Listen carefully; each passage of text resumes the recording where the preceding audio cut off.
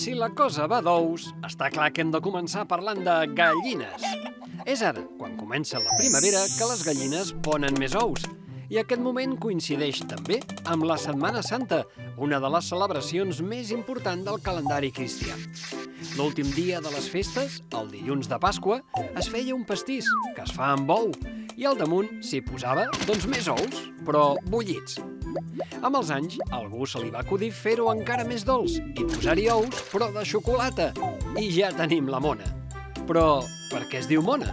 El primer que cal dir és que no té res a veure amb cap mico. No.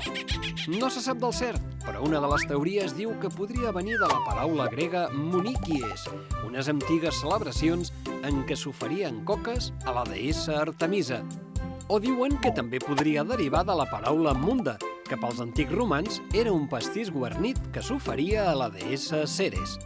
O per acabar-ho d'embolicar, podria venir de l'àrab antic, on la muna era el tribut que es pagava en productes del camp, com ara coques i ous.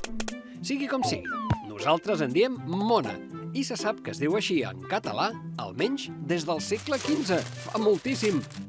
El costum és que la mona la regalin als padrins o als avis, als fillols i filloles o nets i netes, o sigui, un regal dolç pels més llaminers. I que es regali justament el dilluns de Pasqua. Antigament, la mona havia de dur tants ous com anys té el nen o nena, fins a un màxim de 12. I és que a partir dels 12 anys, quan nens i nenes feien la comunió, que és una altra tradició cristiana, ja no se'ls regalava la mona. Però ara els costums han canviat.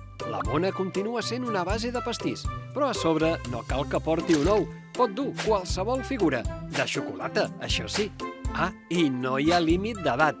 Es pot regalar fins que els padrins vulguin.